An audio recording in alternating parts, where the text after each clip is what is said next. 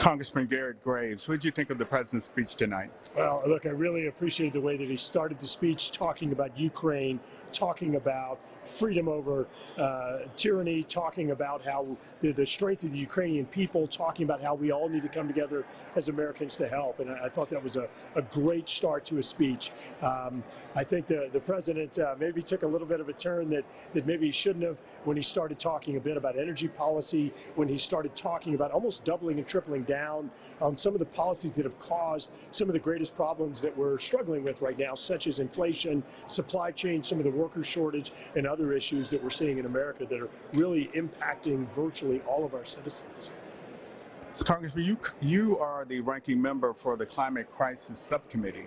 So when it came to clean energy investments, what did you find any common ground with the president? Oh, look, there's no question that renewable energies or clean energy sources are going to play a huge role and a growing role to address the energy needs in America.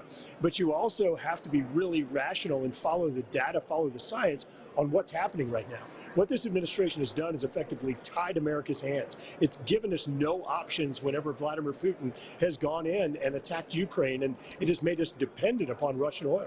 Just under this administration, we've seen a near tripling of dependence upon Russian crude oil. We've nearly tripled the volume of Russian crude oil brought into the United States. We have those types of energy sources right here in America.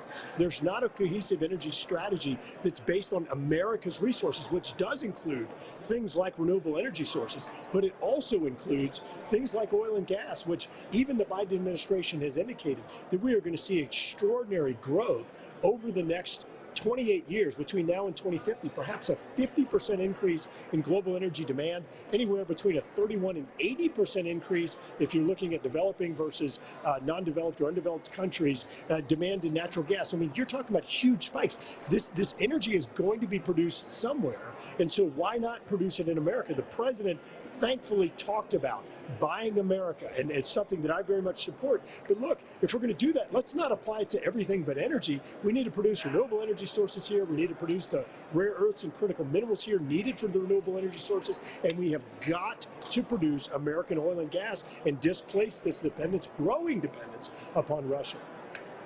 So speaking about Russia, the aid to Ukraine, the president had identified $2 billion, which is already in play.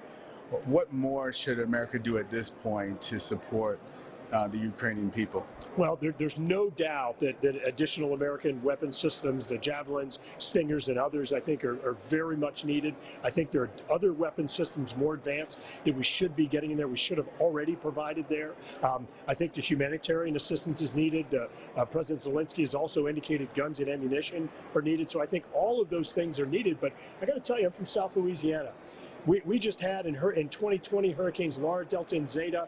Last year we had one of the most powerful hurricanes to ever make landfall, Hurricane Ida.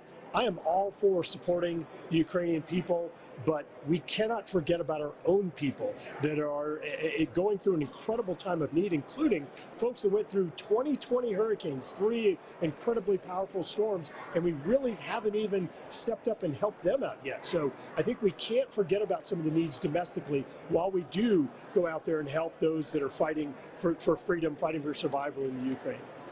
President Biden also talked about the coronavirus and the pandemic, and he alluded to asking Congress for more aid in terms of preventing future outbreaks.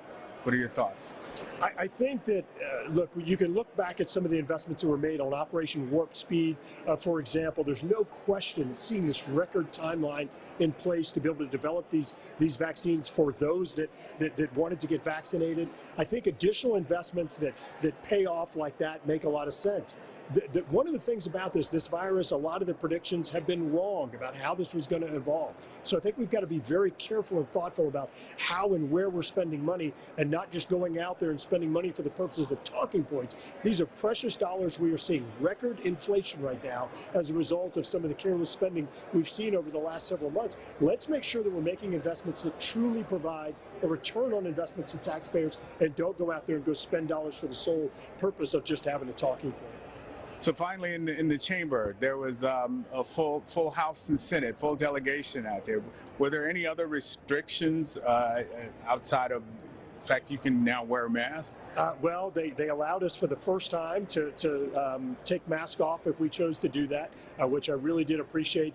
They did say that there was going to be an empty seat in between all members of Congress, and that's why they had certain members up in the gallery. But some members chose to go ahead and fill in those blanks a little bit so they could be in the chamber and watch the speech as well. So those were the two main restrictions. We actually had one other one where we did have to get a COVID test before we were able to pick up our tickets for the State of the Union speech. So, Congressman, thank you very much for your time. Thank you.